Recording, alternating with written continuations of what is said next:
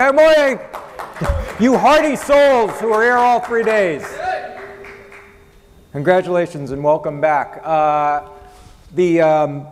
I hope you've all had a good time here. I know that a lot of you will have flights throughout the morning, so we may lose you as the morning goes on. So I wanted to start by thanking some great speakers. I think great insights that I heard throughout the last 3 days. As I mentioned on day one, the ratcheting up in the level of insight among marketers about mobile, the degree of detail to which they're going now and able to share in understanding about their customer, which after all was the aim of this summit, really the theme of putting customer first and really asking marketers and agencies to share what they're learning about customers, this new path to purchase, this new path to discovery that mobile's making available to them. And I think we got there. I'm pleased at the level of the conversations. But we're also, by the way, programming, of course, subsequent shows. A lot of people who come to our OMA shows and MediaPost summits are probably tired of hearing me say the same thing, but I mean it. We regard these shows as conversations. I always think in terms of programming them in asking what's the next question we need to engage, what's the next part in the evolution of this industry, and what set of questions need to be engaged. I felt for this summit, putting customer first and trying to drill into what we're discovering about the consumer base was really important at this stage. And what now I'm thinking about what comes next. What are the conversations we need to have in Lake Tahoe when we do our summit in August? We're also going to be doing an M-Commerce summit, advertised here on today's daily. That's going to be in Kohler, Wisconsin on June 16th and 19th. And Chuck Martin is programming that one. I think you've all met Chuck by now. If you haven't, he's raising his hand back there. But if you have some ideas for the M-Commerce Summit, please see him. If you have ideas for OMA Mobile in New York during Internet Week, the third week in May, please see me, but also the next summit. I'd love to hear from you. We turn today to media, and I often do day 3 at the summits on media. The news in particular is in an interesting situation when it comes to mobile media. Obviously, it's driving a tremendous amount of traffic. It's one of the key drivers of mobile use is simply catching up and accessing news throughout the day. But it's also, in terms of editorial and in advertising, in an interesting situation. They're finding an amazing migration of traffic to mobile, but that's only after onto a small mobile screen that is harder to differentiate in terms of brand, as we know, much harder to monetize, and that coming from a web that was tough to monetize in relation to a legacy print business that had been a cash cow for decades. And yet at the same time, mobile offers remarkable opportunities, especially, for instance, in the app environment, where the news provider has a tremendous amount of control that in many ways they didn't have on the web, and also is able to craft perhaps some more interesting ad properties. To engage the migration of users to mobile news and what that means both for editorial and also for advertising, we have with us Martin Clarke, who is the publisher of Mail Online. He comes to us after 2 very big wins in the last few months. First, Mail Online became the most popular, the most trafficked newspaper site in the world, surpassing the New York Times, boasting 100, if I'm right, probably my stats are outdated, Martin, 112 million uniques? 127 just in the last 5 minutes. But actually, that's one of the interesting stories is the growth has come very quickly in the last year. And also was named, maybe more importantly, among the British version of GQ, named Martin one of the 100 most influential people in the UK. Please welcome to talk about the migration of news, Martin Clarke. We're both. You'll notice that Martin is a stand-up guy, and we decided to do a stand-up interview for this. In part because we need to see the slides that we're going to be talking about throughout. Martin was generous enough to bring a very deep drill into some of the mobile migration that he's been seeing in news and the kinds of behaviors that people are evidencing, not only on the desktop but also across apps. But before we go to that migration, I've got to ask you a key question about this British invasion of news news that you're a part of, because you're moving into the U.S. market. That's one of your big pushes right now. But we've also seen brands like FT, The Economist, now The Guardian coming to the U.S. What do you guys know about the U.S. market that maybe American newspapers don't know? Well, we don't know what we don't know yet. For a start. I guess we don't use words. Being British, we're not allowed to use words like invasion anymore. So it kind of goes down badly with most of the world. If you think about it, it's just inevitable. You know, news is English language news is a globalized market. We're one of the big providers in the UK. It's not one-way traffic. American news providers are attacking the UK as well. The English-speaking world is one market for news, so it's inevitable that those of us in the UK who've had some measure of success are going to look at the biggest English-speaking market in the world to try and peddle our wares. When we launched the website in its current form about 6 years ago, the conventional wisdom was that although a lot of websites in the UK had big foreign readerships, particularly in the US, they weren't worth anything because you couldn't monetize them. But eventually, our US readership, without really trying, became so huge that we thought, well, you know, we better have a harder look at this. So we started doing American content, pointing at American people, and you know, the growth seems to have only got bigger. I think if the British newspapers have an advantage, it's that we come from a very, very competitive newspaper environment. We don't have big city monopolies. We have one city where most of the national press reside, and they've spent, you know, decades fighting each other tooth and claw. So you know, we're direct and competitive and newsy, and our approach to the news seems to be very popular with US consumers. We're actually in the middle of doing some market research with our US consumers, and I've been looking at the interviews, and the one thing they keep coming back to is that they seem to like the fact that we have a broad range of content, ranging from hard news to showbiz, which is something they don't really find in newspapers. That here they tend to do one or the other.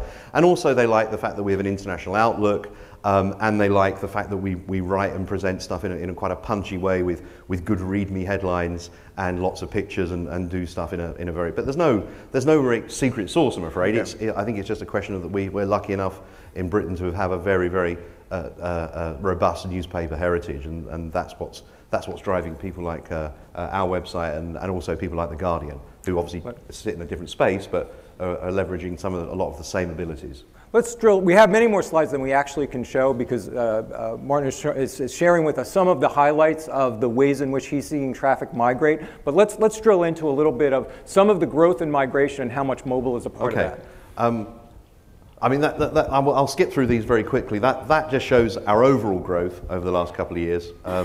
As Steve said, it's growing very fast.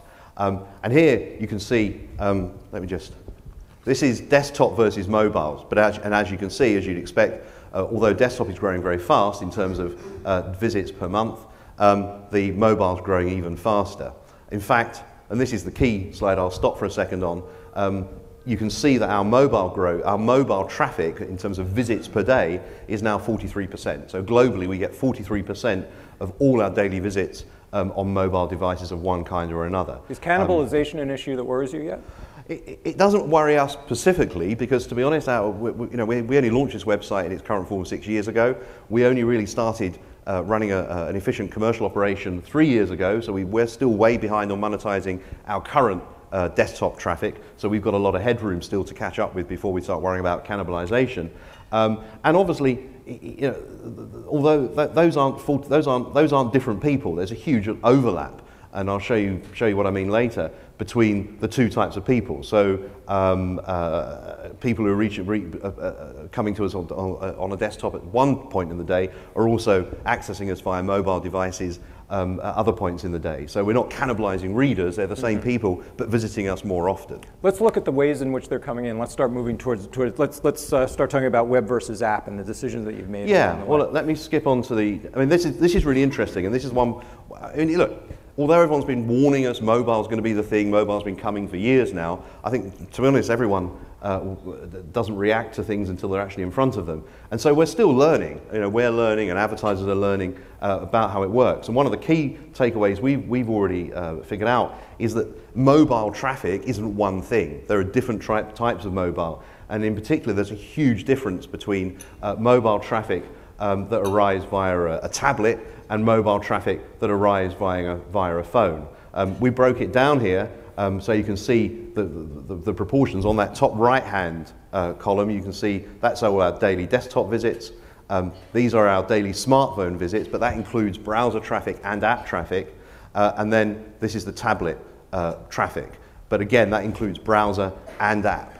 And what this chart down here does is break that down between device and application. We have an iPhone app, an Android app, an Android tablet app, an iPad, and 2 iPad apps, one optimized for the full-size iPad and one optimized for the mini iPad. What's become really clear to us is that the way people use those devices is very different. Basically, if they're on a tablet, they prefer the browser. It's much easier to get them to visit the browser rather than use the app on a tablet. Whereas on the phone, they seem to prefer our app. And what this chart down here is show you is exactly what I mean by that. Now, this chart here isn't all our traffic. It's only the direct traffic, the people visiting our homepage or pressing a button to get the app.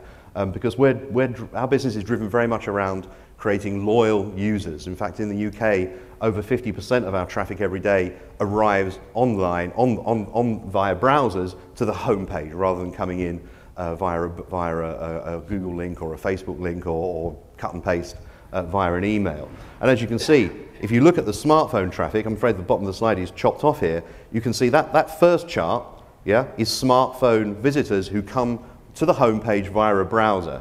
And you can see that's the smartphone app traffic, which is 3 times greater. So amongst our loyal audience, which is obviously the ones we're most interested in, the apps on smartphone are much more useful to us and to the reader than the browser.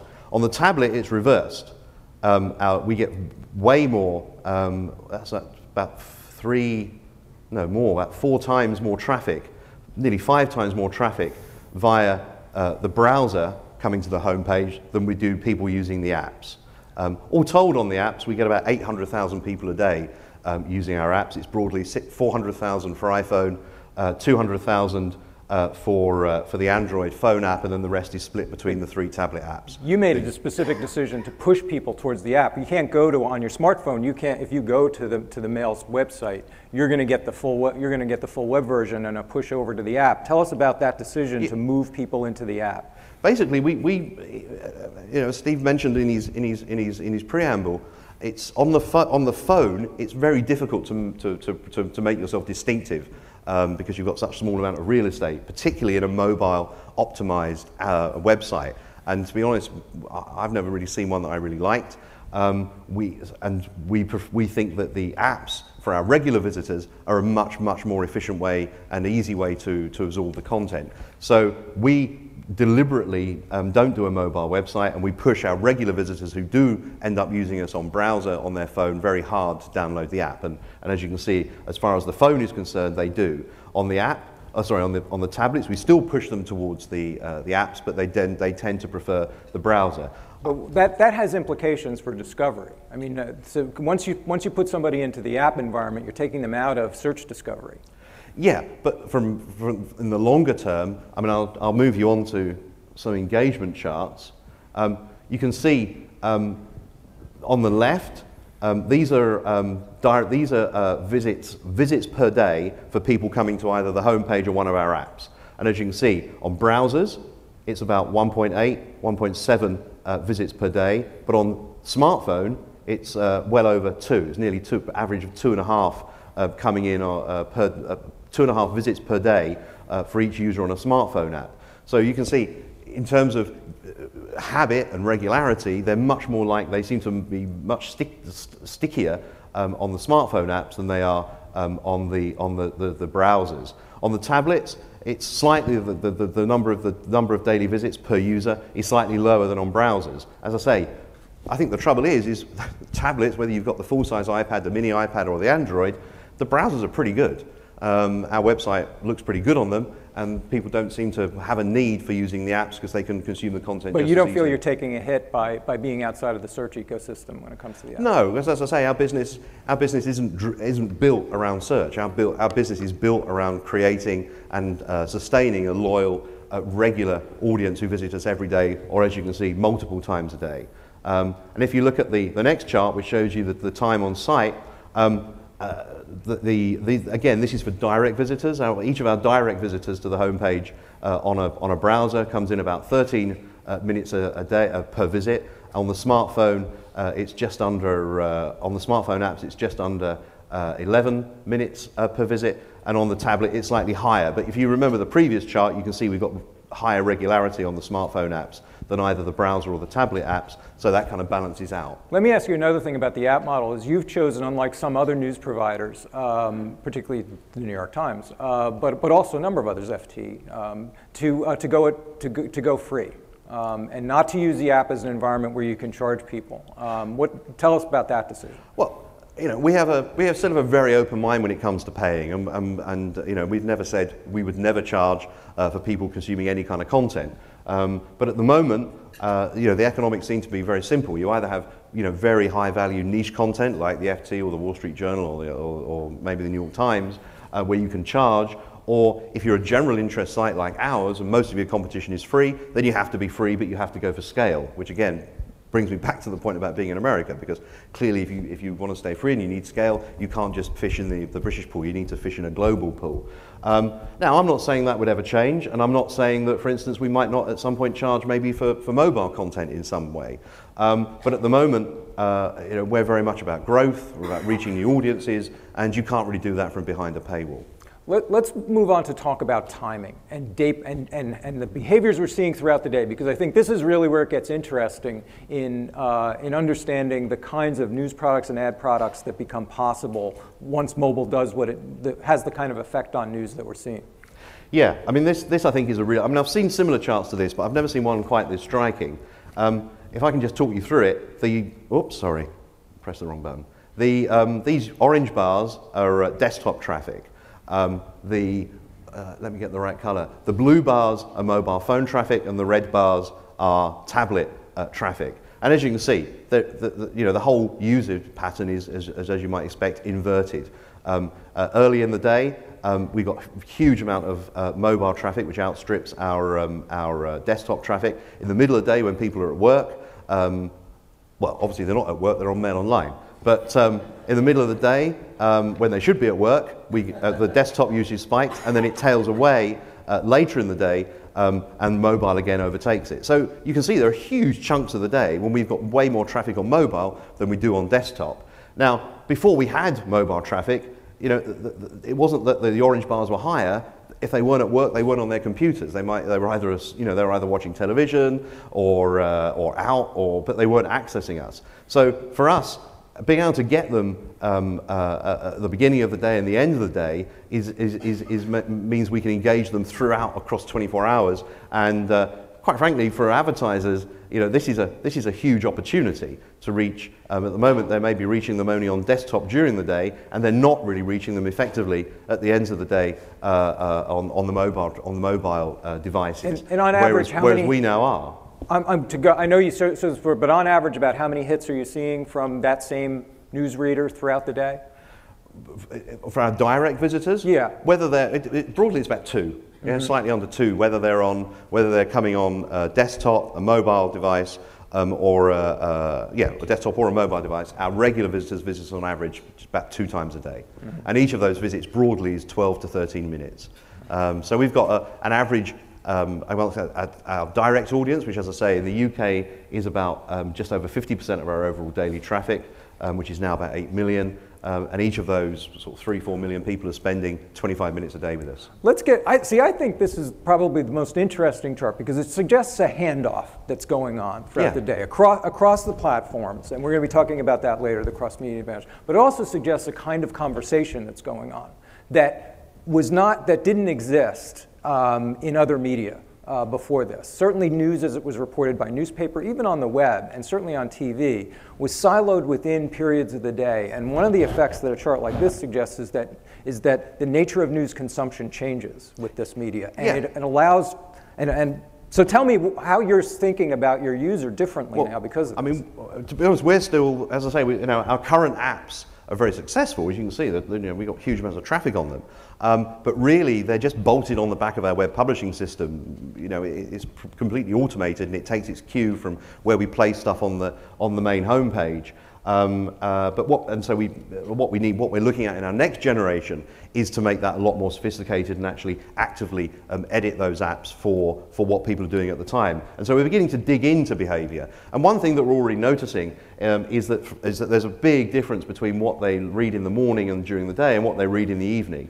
And there seems, basically put, the stuff they look at in the evening, particularly on the tablet devices, is much more playful. They go for the light stuff, they go for the features, the showbiz, the celebrity-heavy stuff, and they seem to be in a much more relaxed mood. And I'm guessing, also that evening traffic is consumed in a very different way. The morning traffic in the commute, presumably, they're on a bus or a train, or sitting in the back of a car, and they're fairly lean forward during the day, but again in the evening they're either sitting on the sofa.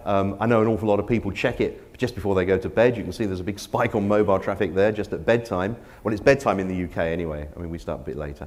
Sorry, I should have said this is UK traffic. I used UK because obviously we don't have any time differences, so the pattern is more pronounced. We don't have to blend it across the time zones. What kind of new news products and ad products suggest themselves from this sort of pattern that we're seeing? It's not my job to tell advertisers what to do. I can tell you from an editorial point of view, it means that one of the things we're looking in the next generation of mobile devices is actually pushing a different kind of content much harder in the evening, and that will make the thing feel more fun in the evening than in the morning, when obviously we think people are more into reading the serious news. As I say, from an advertiser's point of view, I think the big difference is that that people are going to be more open to richer content that's more suited to a sit-back environment, and they're more likely to be hooked in to that kind of content than during the morning. And a newspaper starts thinking like a TV network. Sorry? A newspaper starts thinking like a TV network. Well, we already do. Yeah, very much. I mean, in the sense that you're thinking about day parts and content evolving across the day because you have this ongoing exposure. Yes. And obviously there's a huge overlap between all these people. These aren't different people. I know an awful lot of people visit us 3 or 4 times a day on 3 or 4 different devices. Maybe their PC in the morning before they leave home, their mobile phone on the way to work, desktop during the day, and then either phone or tablet in the evening. And they're literally using us on 3 or 4 different devices. What obviously is a big aim for us is to be more efficient at tracking those individuals across different devices at different times of the day, which means obviously basically getting them to register on every device. And registration going forward is very important for us, so we can get better user behavior to personalize what we drive at people. I mean, that's the other big thing that will be in our next generation of mobile apps, will be an element of personalization. So we're not showing people the same content over again, and that we're showing them stuff they haven't seen before and that we think is more suited to them at that time of day.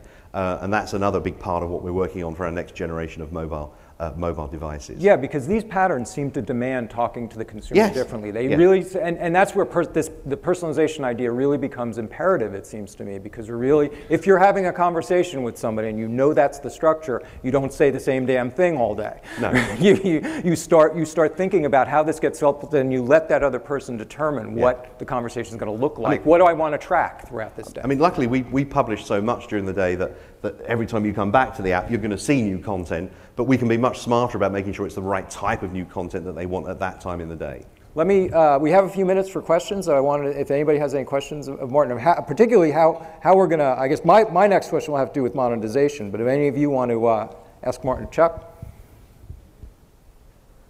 Thank you. Can you talk a little bit about how the aggregators, the Drudges and Huffington Post and so forth, have helped or not helped your growth in markets like the U.S. market?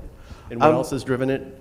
Yeah, I mean, the way we've grown is via a number of means. Generally, we've spent $0 on marketing up until now anywhere in the world. So it's not been that way. The chief ways people have discovered us is via search, Google obviously mainly, social, Facebook, things like that. And then people like Drudge and the other aggregators, particularly in the States, who will link to us. And then if you're going to Drudge, 7 times a week and you're being linked to us 7 times a week, eventually you're going to add us to your bookmarks. And that's how we've grown our homepage traffic both in the UK and the US. And then what we find, obviously, once you get to a certain level of regular homepage visitors, then those people start sharing your content themselves, and they become your ambassadors. Particularly, I mean, the one that no one ever talks about, although I'm sure, hopefully, you all saw that piece that revealed the unknown strength of dark social media, is literally people cutting and pasting a link into an email or an SMS.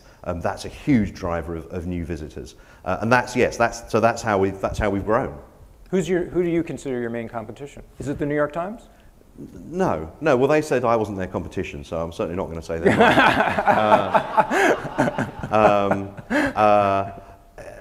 In the long run, certainly in the UK, where obviously we're much bigger and we have a much bigger market share than we do in the States.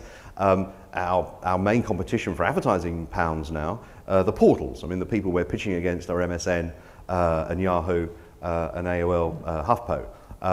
And that which talks to the paid versus free debate, because in the long run, if you're going to go for scale, they're your competition. They're the people we need to be playing in the same park as.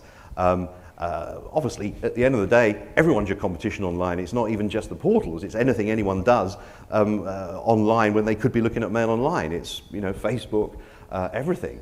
What we're trying to do is to fight for a bigger share of your time when you're sitting on some kind of a digital device. We have a couple minutes now to drill into a little bit of the ad picture here and monetization. I don't know if it's easy enough to flip through. Let's find 1 or 2 good examples of where you feel you're really leveraging that environment, and if there's anything here that's hinting at advertising that leverages this conversational structure. I mean, let me just flick through.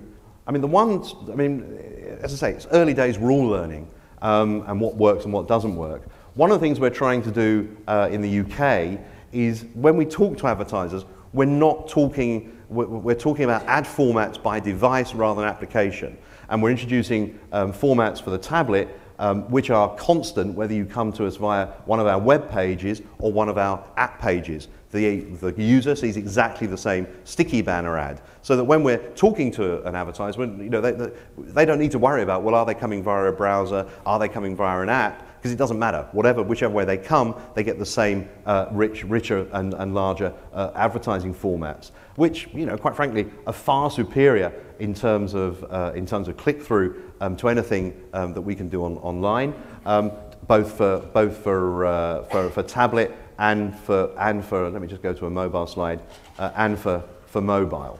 And it's basically just trying to give a consistency of format for advertisers. And as I say, we're still learning, but the clear message we're getting back from looking at the numbers is that the click-through rates from mobile are actually very good.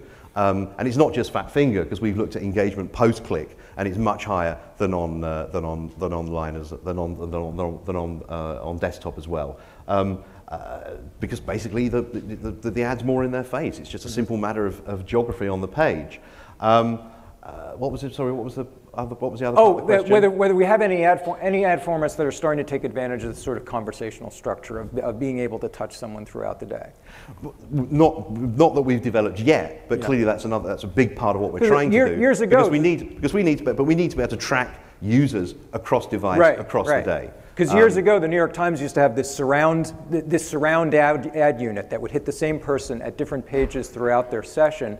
This opens up the possibility of ad units that actually move across the day and can change and morph across the day. And the other opportunity is, I mean, obviously it's much harder to segment people on mobile than it is on a browser. So we don't always know quite as much about the user as we would when they were online on a desktop. But we should, going forward, start to know where they are, which for an advertiser can be almost as powerful as knowing a bit about the consumer. We have one. I'm sorry, we have a question here. Joe Kaufman from Engage. I have a question about content customization by device, by geo, by day part. So as you know, in the mornings they're on the mobile phone, and then during the day they switch to their desktop. And by the way, you all ought to think about the boss button that CBS Sports has when you you click it when the boss is walking by and it looks like a spreadsheet instead. We have actually been banned in one of the big dealing rooms in London. The boss got fed up with walking around seeing our... there are two places we've been banned in the world, actually. The Sun newspaper in London, because the editor got sick of everyone looking at our website, not his. And I can't remember the name of the dealing room. It's one of the big dealing rooms, which is not something I want to encourage, but it's quite heartening. Anyway, but yes, you're right. So I'm thinking about, here in the US, the content that we would want to see here versus the content in the UK, and then would you want to see different stories if you're on your mobile phone in the morning than what you would see on your desktop or tablet? We geo-target. Our homepage in the US is geo-targeted, so if you type in dailymail.com, you'll default to our US page, where it's mainly American content. The British content that you will see on there, which you won't usually see on other websites, is because it's being read. I mean, our homepage is very, very, very ruthlessly edited by real-time user behavior in terms of what people are clicking most at that particular point in the day. I mean, or not that point in the day, in the last 5 minutes or so. So if you do see British content on the homepage, it's because American people are reading it. We also geo-target our apps, so that if you download one of our apps in the US, you'll get the US feed, not the UK feed. What we don't do yet is the last point you made, which is personalizing content for people across the time today. And that's as I say, we're in the middle of developing a next generation of mobile apps, and that's right at the heart of them. I mean, you asked about competition. Mm-hmm. I mean, the competition people don't often ask about are new aggregators like Circa, Prismatic, people like that, who are delivering an awful lot of personalization. Now, it's too early to say whether they'll get any traction and how good they'll eventually be. They're too young, and it's very difficult for me to say right now is how much personalization do people want. Sometimes you can give people too much personalization, and actually it's not what they want to see, and they lose that kind of serendipity where they stumble across content they never knew they wanted to read until you showed it to them. And that's a very, very difficult balance to get right. What about device? Do people on a mobile phone want different stories than people that are on a tablet generally? Broadly speaking, in terms of the content by channel, it's pretty much the same as you would see on desktop. Maybe slightly lighter because maybe they're slightly younger people. So maybe there's a very slight bias towards sort of celebrity stuff than on desktop. But it's not that different. It's pretty much the same. I mean, our page impressions for Showbiz, the Showbiz channel, will be much higher than news, but that's because there's lots more pictures to look at. If you looked at the actual traffic by story, it's about the same as you would get online. We are unfortunately out of time. Martin, thank you very much for sharing this with us. Thanks very much, buddy. Great job. Thank you. Great job. Thanks, Martin Clarke.